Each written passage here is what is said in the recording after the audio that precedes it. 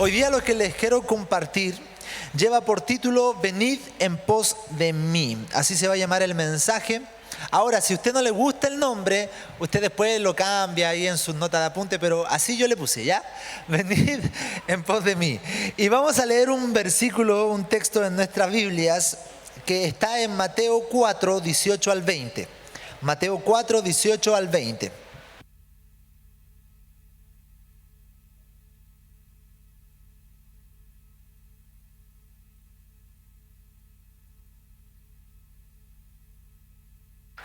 Bueno, como sabemos, los evangelios cuentan el ministerio de Jesús aquí en la tierra y cuenta esta historia, Mateo 4, o este acontecimiento, Mateo 4, 18 al 20. Dice así: andando Jesús junto al mar de Galilea, vio a dos hermanos, Simón, llamado Pedro, y su hermano Andrés, que echaban la red en el mar porque eran pescadores.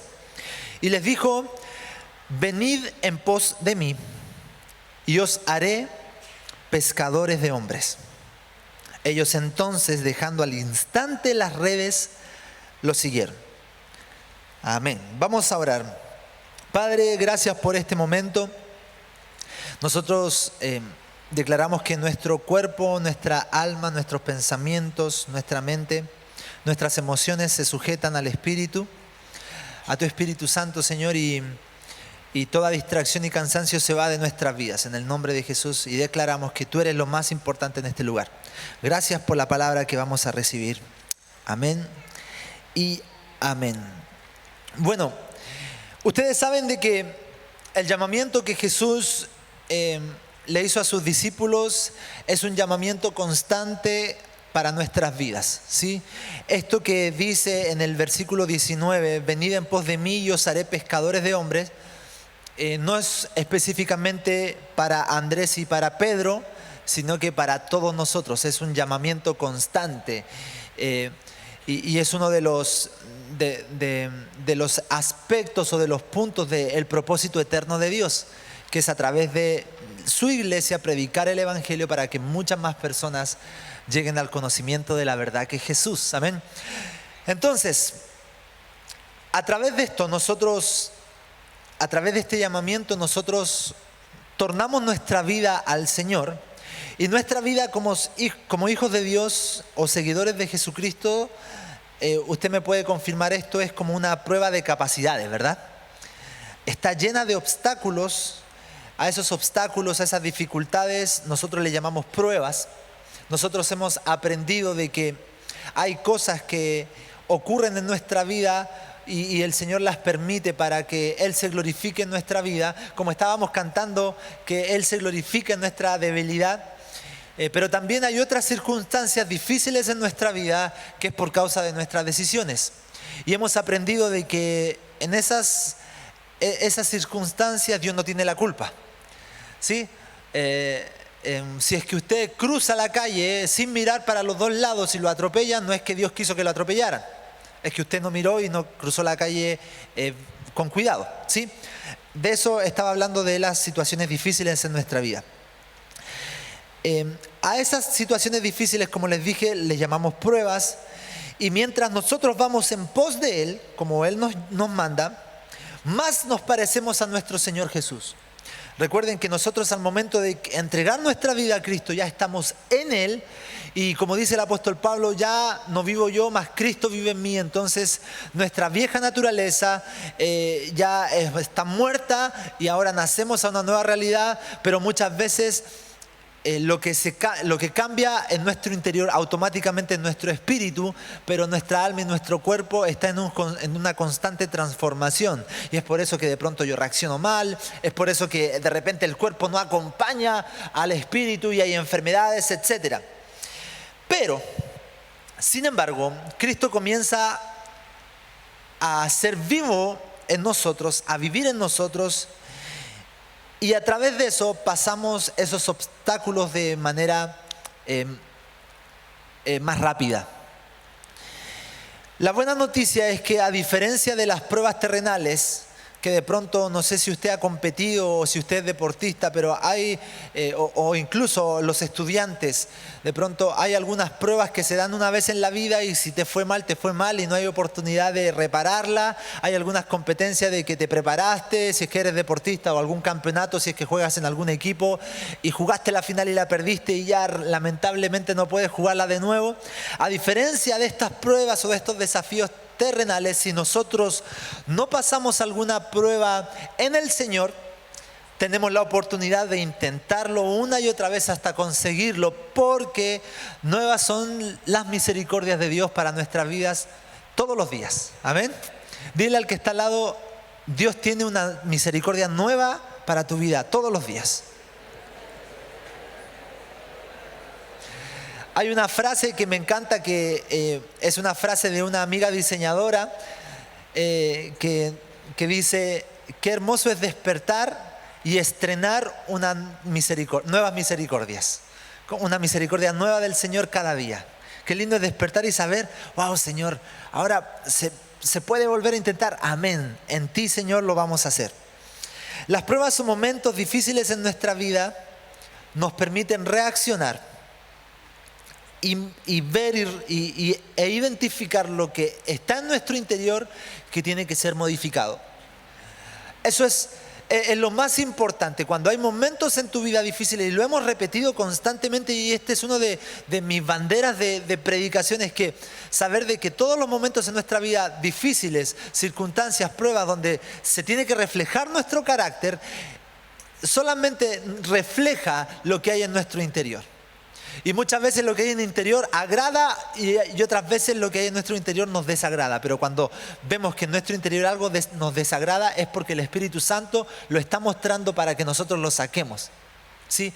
Por ejemplo, si es que hay un momento de dificultad y tengo que manifestar paciencia y soy impaciente y no muestro la paciencia que debo tener por causa del fruto del Espíritu, eso es algo que identifico en mi interior, en mi carácter, y tengo que sacarlo de mi vida para que Cristo se siga formando en mí.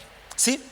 No sé si me estoy haciendo entender. ¿Sí? Como yo siempre repito, esto de que yo tengo el carácter fuerte y nos justificamos, e incluso orgullosos de que el apellido es porque no, yo tengo el carácter fuerte porque todos los castillos somos de carácter fuerte. Y a mí nadie me va a decir las cosas y yo las digo nomás. Y como salgan nomás, y al que le guste, y al que no le guste, no le guste, porque yo soy fuerte de carácter y yo digo las cosas. No sé si le pareció conocida esa frase. Y como orgulloso diciéndolo. Y el Señor en su palabra nos dice que el carácter es a la persona de Jesús.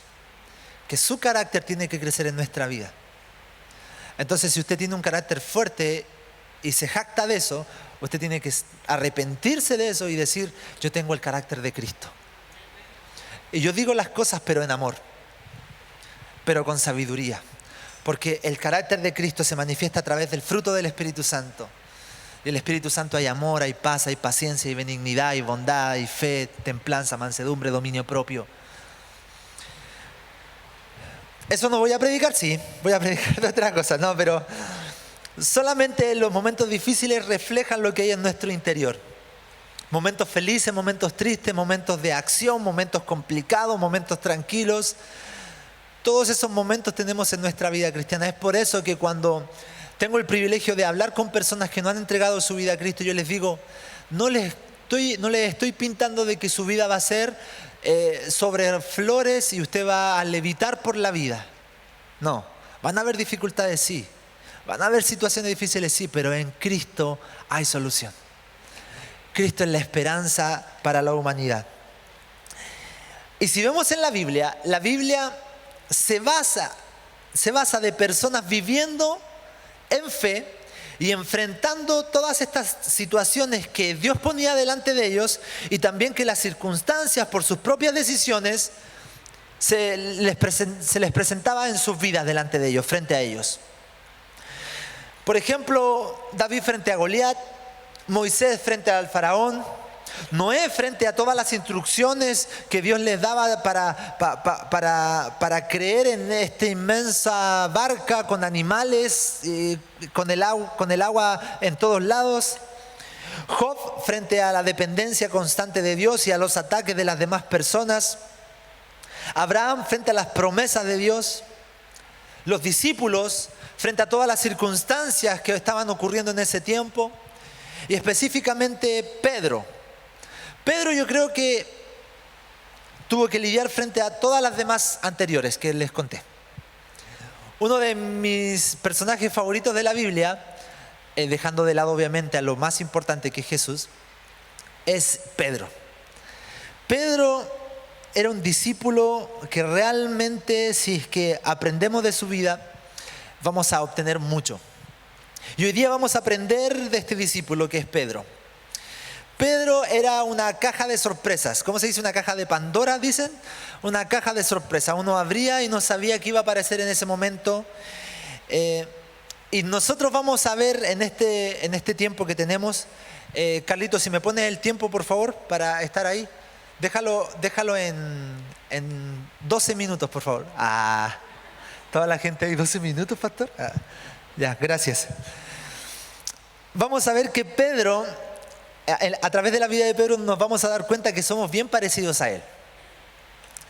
Y hoy día, si bien les voy a predicar de Jesús, porque eso es lo más importante, que todos nuestros mensajes sean enfocados en Jesús, y sabemos que Él va a llenar nuestras vidas, pero vamos a aprender de Jesús a través de la vida de Pedro. ¿Sí? ¿Me acompaña? Buenísimo. Entonces, una de las características de Pedro que tenemos que identificar en nuestra vida es que Pedro tenía una característica, o tenía dos características que se contraponían constantemente. Pedro era una persona que creía, pero era muy temeroso. Era un crédulo temeroso. Usted me dirá, pero pastor, ¿cómo va a ser eso? Mire, lo vamos a ver. Mateo 14, 24 al 32. Dice así. Lo voy a leer rápido. Sí, Mateo 14 del 24 al 32. Mientras la barca ya iba bastante lejos de tierra firme. Creo que es la Nueva Traducción Viviente, ¿sí? Mientras la barca ya iba bastante lejos de tierra firme, las olas azotaban la barca porque tenían el viento en contra. A la madrugada Jesús fue hacia ellos caminando sobre el agua. Cuando los discípulos lo vieron andar por el agua, se asustaron y gritaron llenos de miedo: ¡es un fantasma! Pero Jesús les habló diciéndoles: calma, soy yo, no tengan miedo.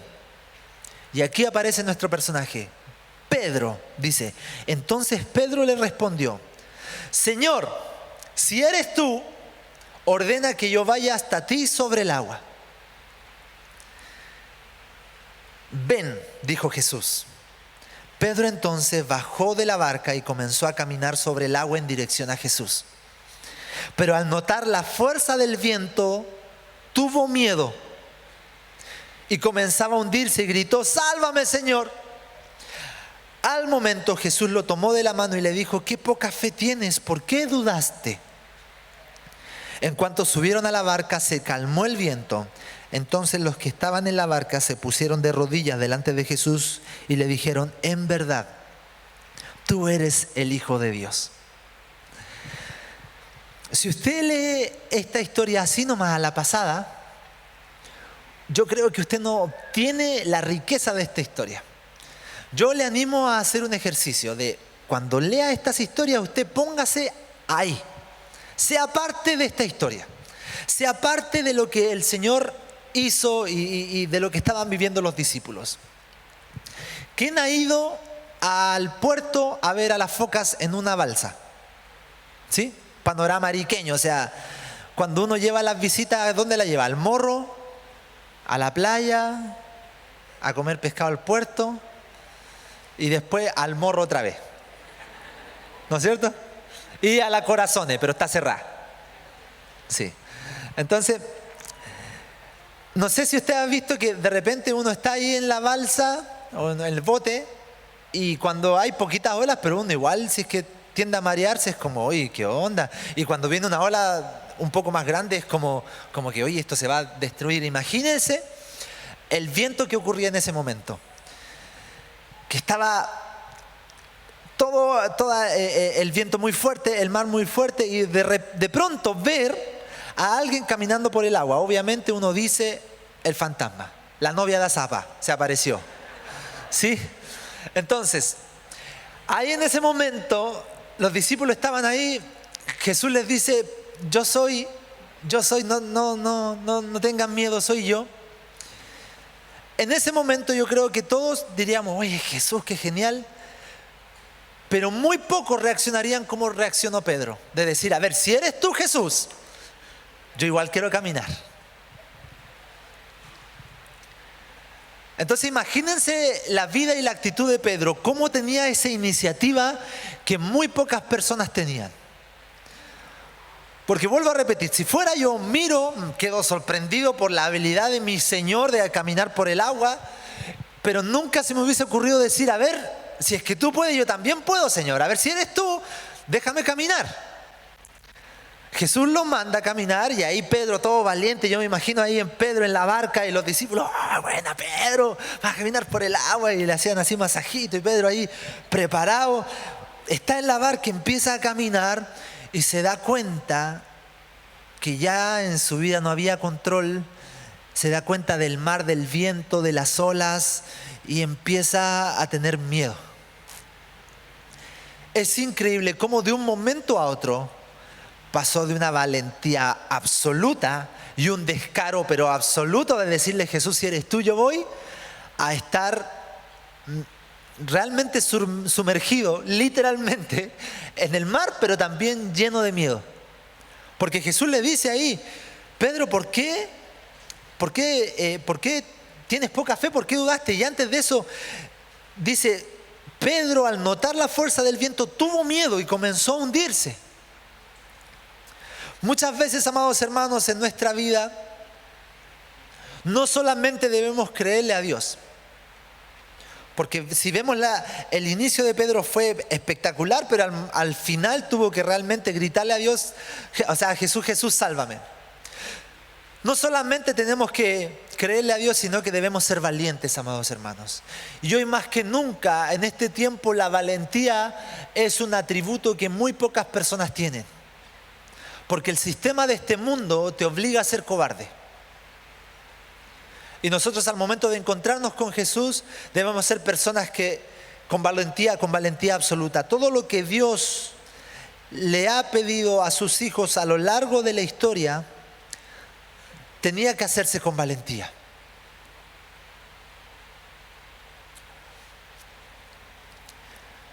El temor y la duda anulan el desarrollo de nuestra fe. Si hay temor, amados hermanos, no hay fe. Si hay duda, no hay fe. Ahora usted me puede decir, pero pastor, yo realmente algunas cosas hay miedo, sí hay miedo, pero el temor es diferente porque el temor es una posición, es una actitud de vida constante. Uno puede tener diferentes circunstancias. Obviamente cuando uno se enfrenta hacia un desafío de vida, hacia algo, obviamente hay diferentes circunstancias que pasan en nuestro interior. Pero la vida en temor es que no lo logro, entonces el temor te paraliza. Puede haber dudas, sí, pero esa duda no tiene que ser permanente en nuestra vida, porque si hay duda permanente no hay fe. Muchas veces, ¿por qué no optamos a buscar un mejor trabajo? Por temor. ¿Por qué no optamos a buscar un mejor lugar? Por temor. ¿Por qué no optamos a tener una vida, una familia más plena? Por temor, por miedo. Hay una propuesta buenísima para invertir en algo y no lo hacemos por temor. Por eso yo también sentí en mi corazón orar en el momento de las ofrendas por estas hermosas familias que están emprendiendo.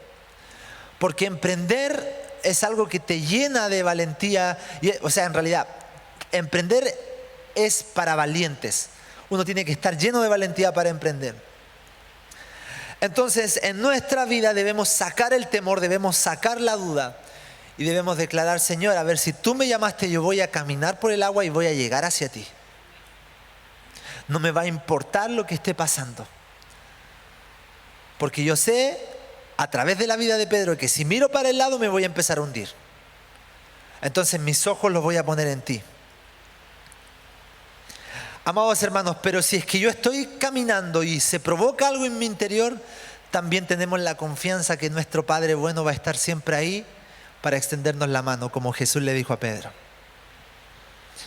En estos tiempos de inseguridad humana, donde vemos a nuestro alrededor que las olas se están haciendo cada vez más grandes. Tengamos claro que Dios toma nuestra mano y nos levanta. Dios tiene un propósito con nosotros, con nuestra ciudad y con nuestro país. Amados hermanos, no nos cansemos de declarar: Jesús, toma mi mano porque dependo de ti. Entonces, aquí tiene que ser un equilibrio constante de decir: yo soy valiente, pero mi valentía es depender de Jesús. Porque uno podría decir: no, es que yo soy tan valiente, yo soy tan encarador hacia la vida, yo le pongo el pecho a las balas en todo momento que no necesito a Jesús. Al contrario, yo puedo poner ese pecho a las balas, yo puedo ser valiente por causa de mi dependencia plena de Jesús. Yo creo que de eso se trataba y la intención de Jesús al momento de llamar a Pedro a que caminara por el agua. Posiblemente Jesús sabía que Pedro a mitad del camino se iba a hundir. Pero ese caminar de Pedro en el agua permitió también que Pedro despertara a entender que todo provenía de Jesús y que 100% tenía que depender de él. Si podemos ver la vida de Pedro, era un hombre que realmente dicen que Pedro era, algunos historiadores dicen que era jefe de barcas, que no tenía una barca sino que tenía muchas, era un pescador experto. Siempre podemos ver en todas las listas de los evangelios, la primera persona que nombran es a Pedro. Entonces, en el orden de los discípulos siempre Pedro era el primero. Entonces algunos decían que era el líder y podemos seguir viendo algunas actitudes de él. Miren, Pedro también tenía otra actitud que en un momento en su vida fue un hombre lleno de revelación, pero al instante metía la pata como ningún otro. Vamos a verlo, miren, Mateo 16:13. Mateo 16:13 al 24. Creo que todas estas, no sé si son versión Reina Valera o traducción a la Nueva Traducción Viviente, Carlito, así que ahí me ayudas. Mateo 16:13. Viniendo Jesús a la región de Cesarea de Filipo, preguntó a sus discípulos diciendo: ¿quién dicen los hombres que es el Hijo del Hombre? Es decir, los hombres, ¿quién dicen que soy yo? Eso le preguntó a los discípulos. Algunos de ellos empezaron, yo creo que como cuando uno le hace una pregunta a un curso, empezaron a murmurar ahí, a decir respuesta, pero como que nadie, como que sí, pero que no. Algunos dicen que eres Juan el Bautista, Jesús, otros dicen que eres Elías, otros dicen que eres Jeremías o alguno de los profetas. Y él les dijo: ¿y ustedes? ¿Quién decís que soy yo? Y ahí, ¿quién aparece con la respuesta de inmediato? Pedro.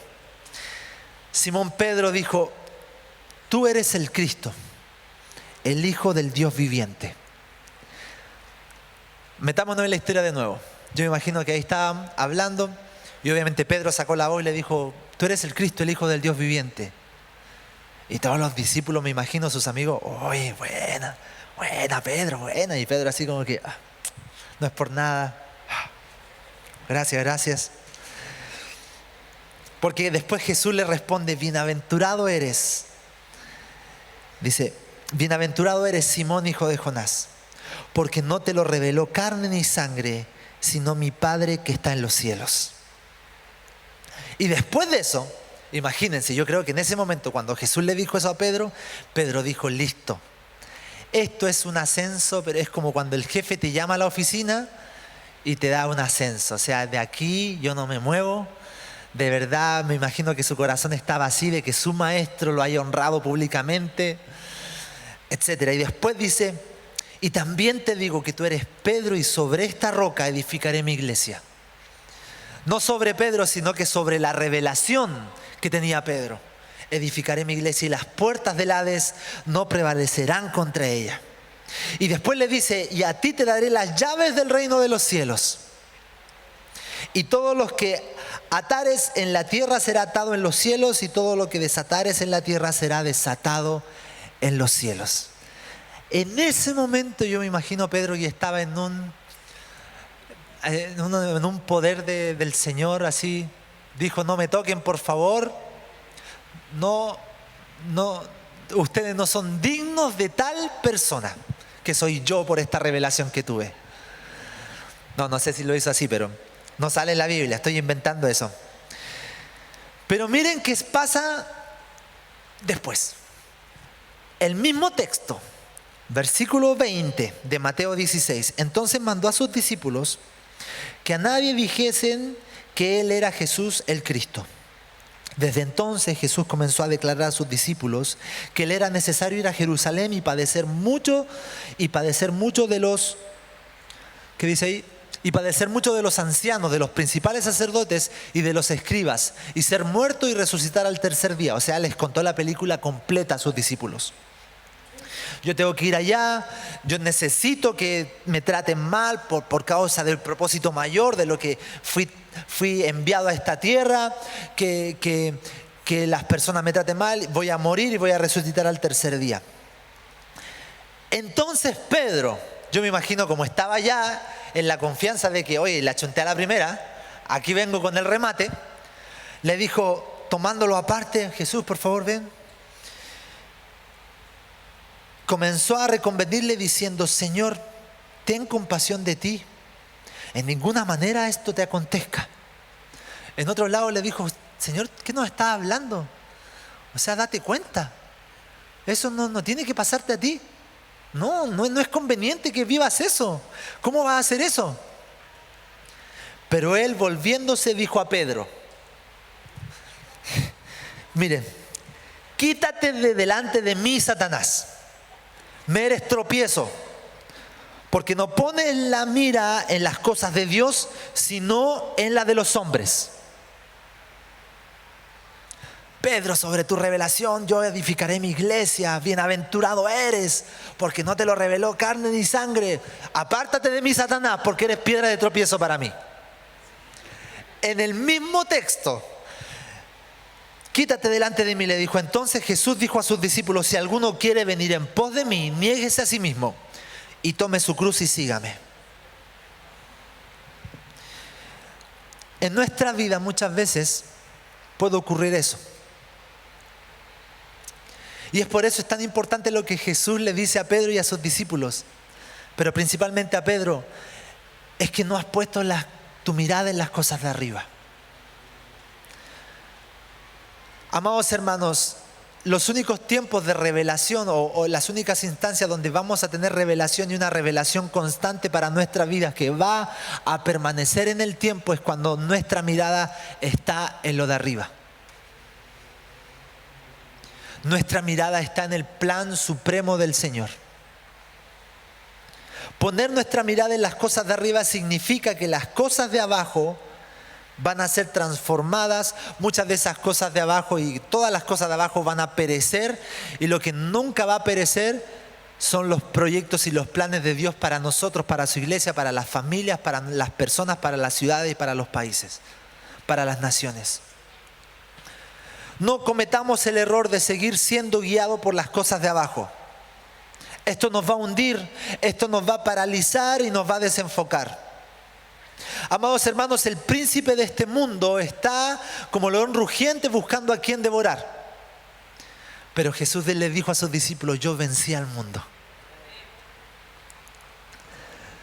Si nosotros nos guiamos solamente por las cosas de abajo, ¿qué son las cosas de abajo, pastor? Ya, pero cosas de arriba, cosas de abajo, explíquemelo, práctico, de manera práctica. Si usted prende las noticias, va a recibir toda la información de las cosas de abajo que lo van a poner. Si es que usted cree en esas cosas, lo van a poner en aprietos constantemente. Un asalto que hay en Arica, sale en las noticias, y si le creemos decimos, no, es que están asaltando en todos lados. ¿No viste las noticias? No, es que ¿cómo vamos a hacer esto si cada vez la economía está más mala? Antes con 1,000 pesos compraba así una bolsa de pan. Ahora con 1,000 pesos compro una marraqueta y listo. Está muy mala la cosa. Y empezamos a alojar en nuestra vida angustias, temores, dificultades, etcétera, dudas, por causa de que nuestra vista está constantemente en las cosas de abajo. Es por eso que Jesús le dice a Pedro, a ver, está bien, tuviste esta revelación, pero ahora eres piedra de tropiezo porque estás mirando las cosas de abajo, tienes que mirar las cosas de arriba, lo que el Señor está diciendo. Amados hermanos, si es que estás pasando por alguna dificultad y seguimos creyendo, alguna dificultad física, seguimos creyendo en la sanidad para tu vida, sigue pensando en las cosas de arriba. Si es que estás viviendo en algún momento donde las cosas no resultan, sigue creyendo en lo que está en la palabra de Dios y en lo que Dios ha dicho para tu vida y para tus generaciones, las cosas de arriba. Es la única manera de seguir siendo de revelación y no metiendo la pata. Es fundamental entender que lo que Dios quiere hacer y su plan para nosotros es bueno.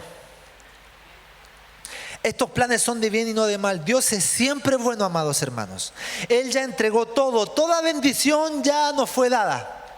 Y sus pensamientos son más altos que nuestros pensamientos. Y debemos creer en la palabra donde dice que toda bendición nos es dada, es que toda bendición nos es dada. Y en el momento en que nos encontramos con Cristo, entonces ahora debemos vivir creyendo en su palabra y de esa mesa que ya está puesta empezar a obtener estas cosas para que se hagan realidad en nuestra vida. Hablemos bien y no mal. Hablemos salud y no enfermedad. Hablemos riqueza y no pobreza. Hablemos bendición y no maldición. Hablemos alegría y no tristeza. Hablemos victoria y no derrota. Mantengamos nuestros ojos en las cosas de arriba. Característica nuevamente de Pedro. Pedro pasó de justiciero, de una persona que realmente defendía con todo a Jesús, a negarlo 3 veces, en un abrir y cerrar de ojos. Miren, Juan 18:10. Entonces Simón Pedro, contexto, estaban los discípulos con Jesús, o Jesús con los discípulos orando en la madrugada antes de que apresaran a Jesús para llevarlo a la crucifixión. Jesús les dice a todos, tienen que estar orando y velando. Los discípulos se quedaban dormidos, etcétera. Constantemente les dijo eso, hasta que llegó el punto en que llegaron con Judas, los soldados, a tomar preso a Jesús. Jesús se acercó y le dio un beso a Jesús, porque esa era la clave para que los soldados vieran quién era Jesús. Y ahí viene este acontecimiento. Dice, entonces Simón Pedro, que tenía una espada, la sacó e hirió al siervo del sumo sacerdote y le cortó la oreja derecha. El siervo se llamaba Malco.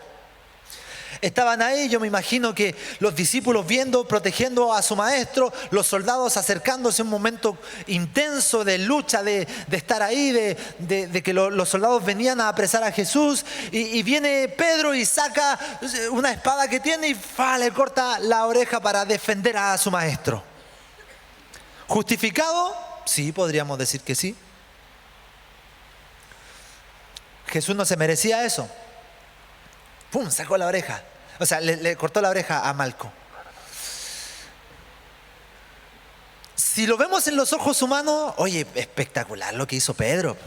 Arriesgó su vida por su maestro, lo defendió con espada, hermanos. Espectacular. Pedro lo mira y le dice, no, así no se hace. Agarra la oreja, sana a Malco y continúa el proceso de lo que dije Pedro. Jesús toma la oreja y sana a Malco y continúa todo el proceso. Pero en ese momento yo creo que los discípulos, viendo a Pedro, dijeron, este Pedro se las trae. Realmente nadie se atrevía a defender a Jesús y Pedro defendió a Jesús con todo. Buenísimo. Pero después vemos en Lucas 22:54, dice así: sucedió eso, Pedro le cortó la oreja a Malco, Jesús sana a Malco, todo, toman a Jesús y dice así, y prendiéndole le llevaron y le condujeron a casa del sumo sacerdote a Jesús. Y Pedro le seguía de lejos. Y habiendo ellos encendido fuego en medio del patio, se sentaron alrededor y Pedro también se sentó entre ellos. Pero una criada, al verle sentado al fuego, se fijó en él y le dijo, también tú estabas con él. Pero él dice, no, mujer, yo no lo conozco. Un poco después, viéndole otra persona, dijo, tú también eres de ellos. Y Pedro, el mismo Pedro que había defendido con todo a Jesús, dijo, hombre, no, yo no soy ese que tú estás diciendo. Y como 1 hora después, otro afirmaba diciendo, verdaderamente también estaba con él porque es Galileo. En otras versiones dice, y en otros textos dice, pero si hasta hablabas como él, si hasta hablas como él. Y Pedro dijo, hombre, no sé lo que dices. Y enseguida, mientras él todavía hablaba, el gallo cantó. Entonces, vuelto el Señor, miró a Pedro, y Pedro se acordó de la palabra del Señor que le había dicho, antes que el gallo cante me negarás 3 veces. Y Pedro, saliendo fuera, lloró amargamente. Lo primero que debemos entender de todo esto es que muchas veces queremos hacer justicia con nuestras propias manos y nuestra justicia proviene de Dios. Amados hermanos, no busquemos justicia humana. Si en este tiempo hemos estado buscando justicia humana, hemos sido los Pedro cortando orejas y no los Jesús sanando heridos. Y es súper importante comprender esto porque podemos ver que él actuó de manera humana y podríamos destacar esta actuación, esta actitud de Pedro de defender con todo a Jesús. Pero recuerden que Jesús antes le había dicho, no estés mirando las cosas de abajo, mira las cosas de arriba. El actuar de Pedro fue porque tuvo que mirar las cosas de abajo y miró que estaba todo mal y por eso actuó de esa manera. Pero aún así, con esa intención buena que tenía, después, más adelante, en esa misma noche, ese mismo día, Pedro actuó y lo negó 3 veces. No podemos ser personas que supuestamente dan todo por Dios, pero en otros momentos lo negamos con nuestros actos, con nuestro tiempo y con nuestras vidas. Amados hermanos, de nada sirve si es que tú estás acá un día domingo con los ojos llenos de lágrimas, levantando tus manos al Señor, si es que en la semana no lo honras. Si es que en la semana no honramos a Dios, de nada sirve estar acá, podemos venir, dejar acá, como dice el pastor Guillermo, lleno de mocos y todo, si es que en tu trabajo no honras a Dios. Si es que en tu trabajo tienes que dar boleta y no das boleta.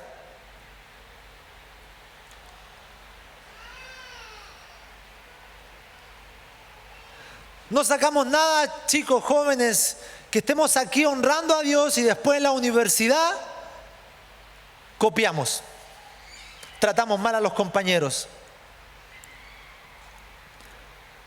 No sacamos nada en decir, Señor, doy todo por ti, todo a ti te pertenece, pero con mi economía, con mis hijos y con mi vida no te metas. Porque mis hijos yo los crío como yo quiero. Entonces tú me dices que yo tengo que hacer esto con mis hijos, pero no, a mí no me gusta porque él no lo siente, así que no, y yo tengo que respetar los sentimientos de mi hijo, porque no. Así que no le voy a enseñar de ti porque... Señor, yo te defiendo. Y después, no, yo no lo conozco.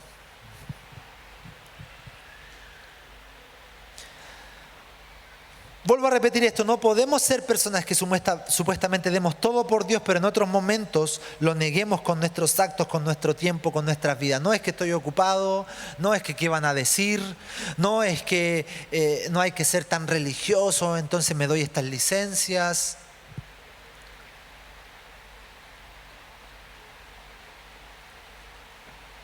Amados hermanos, con estas actitudes no estoy diciendo que Pedro terminó mal.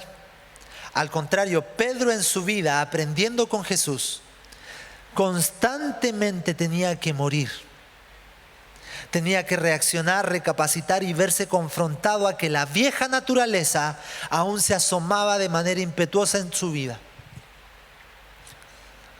A que todos estos conceptos cerrados que él había tenido desde infancia seguían apareciendo y no estaba dándose cuenta que tenía que modificar eso en su vida, hasta que llegó el momento, y este es el último punto que quiero hablar, en que Pedro quedó rendido ante el amor de Jesús.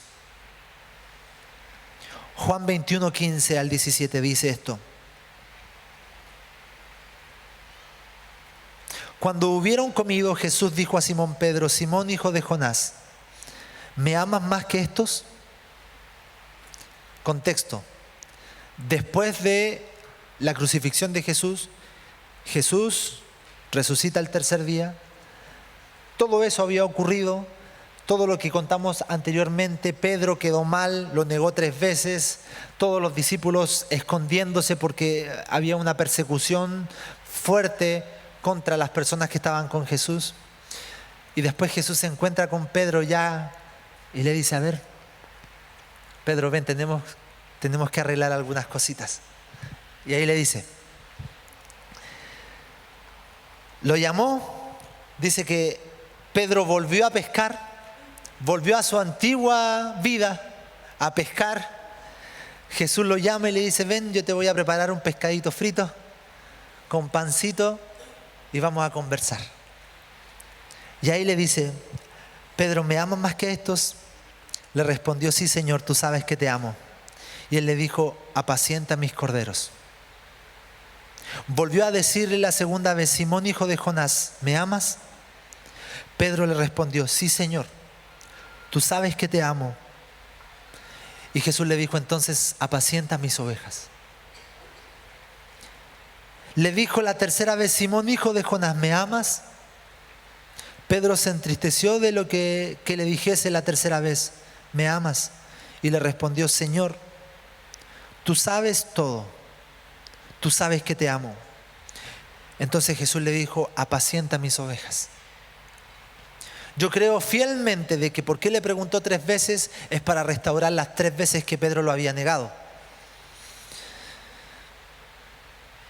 Amados hermanos, ese fue el momento.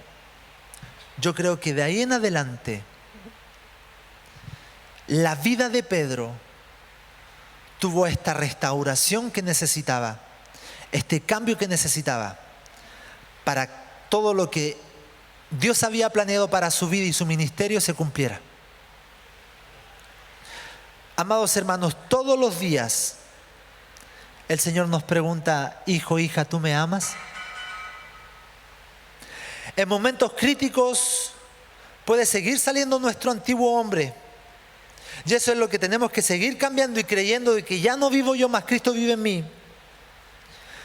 Porque, amados hermanos, Jesús tiene que crecer dentro de nosotros. Pero nuestro corazón tiene que ser el correcto, reconociendo el amor de Dios, amando a Jesús con todo nuestro corazón y entregando nuestra vida por Él. Amados hermanos, en Hechos, en el libro de los Hechos, podemos ver que Pedro fue fundamental para la extensión del reino de Dios y la formación de la iglesia de Jesucristo. Por eso les digo que no quedó ahí, sino que cuando Pedro quedó rendido ante el amor de Dios, podemos ver en el libro de los Hechos que Pedro fue uno de los principales líderes de la iglesia primera. Y a través de él, imagínense que la primera predicación de Pedro se convirtieron 4.000 personas, o 5.000, creo que ese es el dato después de el Pentecostés. La primera predicación de Pedro, miles se convirtieron. Podemos ver que él fue fundamental para eso, para la extensión y la formación de la iglesia de Jesucristo.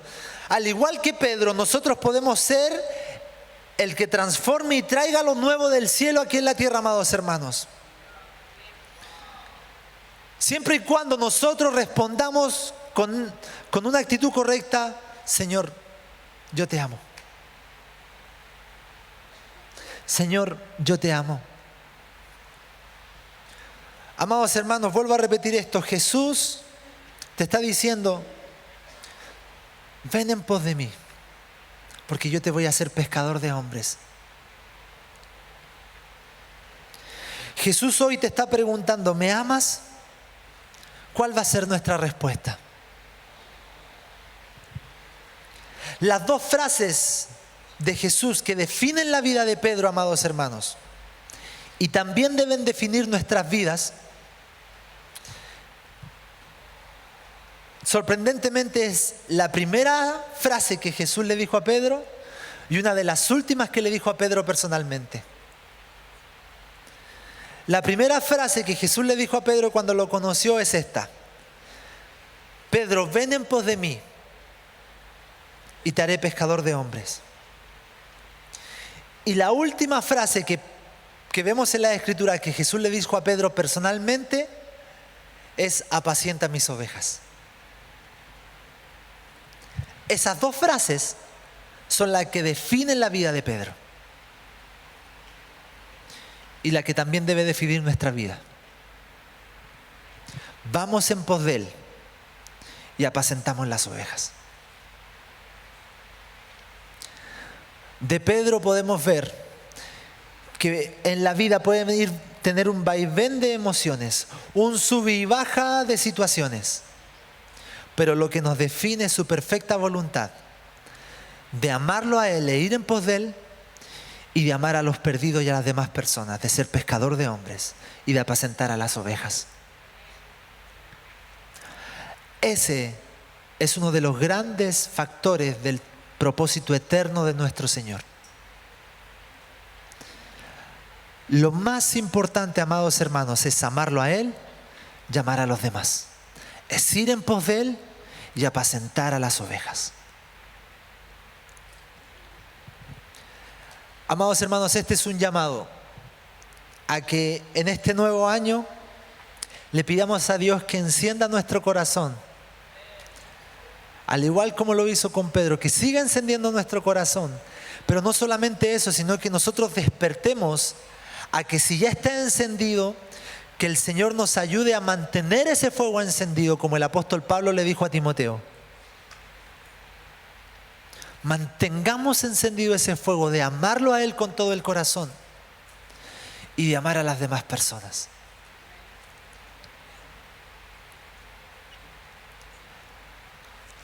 Tal vez yo no les estoy contando la mayor de las revelaciones.